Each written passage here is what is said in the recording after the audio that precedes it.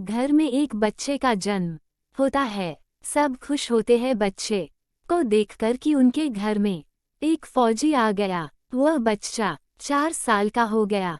सब उसे कहते हैं कि बेटा तुझे एक दिन फौजी बनना है। वह दूर बैठे दुश्मनों को मार गिराना है। बच्चा 10 साल का हो गया। वह अभी से तैयारी करने लग गया। उसका एक ही सपना बन गया कि उसे एक फौजी बनना है। वह अब 20 साल का हो गया। बहुत साल से वह फौजी बनने के लिए मेहनत कर रहा है।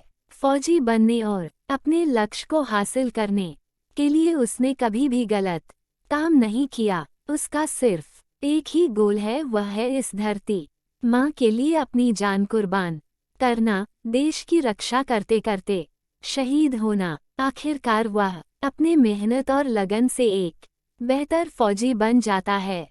घर में सब खुश होते हैं कि हमारा बेटा अपनी देश की माँ के लिए अपनी जान कुर्बान करने को तैयार है। उस फौजी की ट्रेनिंग होती है। ट्रेनिंग पास करने के बाद उसे देश की सीमा पर तैनात कर दिया जाता है। वह दिन रात अपनी देश की रक्षा करने के लिए तैयार रहता है। 2 साल हो गए वह घर नहीं गया। अपनी धरती माँ के मर्यादा के लिए वह हर दिन सीमा पर तैनात रहता है।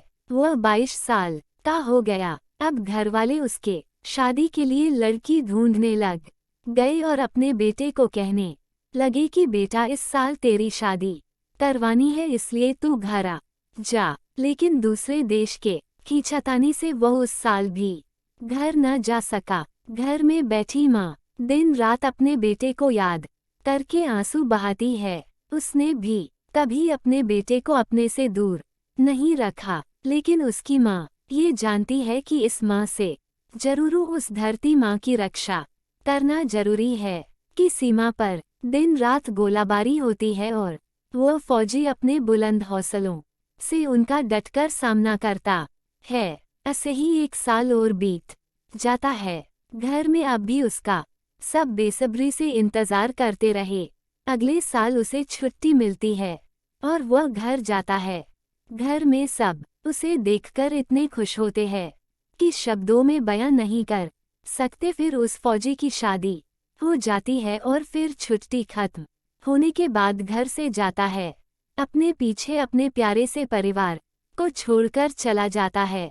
बाहर से सभी फिर भी खुश है कि हमारा बेटा फिर से धरती माँ की सेवा के लिए जा रहा है। 1 साल बाद फिर से देश की सीमा पार गोलाबारी होती है और फिर से वह अपनी घर की यादों को भूलकर अपने बुलंद हौसलों से दुश्मन का सामना करता है। लेकिन इस बार दुश्मन से लड़ते लड़ते वह भी शहीद हो जाता है। घर में जब शहीद होने की बात जाती है तो उस माँ पर क्या बीतती है, 1 साल शादी को हुए उस पत्नी पर क्या बीतती है, ये तो सिर्फ वही जाने। अंदर ही अंदर उनका हाल बेहाल होता है। लेकिन उस घर में फिर से एक जवान पैदा होता है, अपनी धरती माँ पर अपनी जान कुर्बान करने के लिए।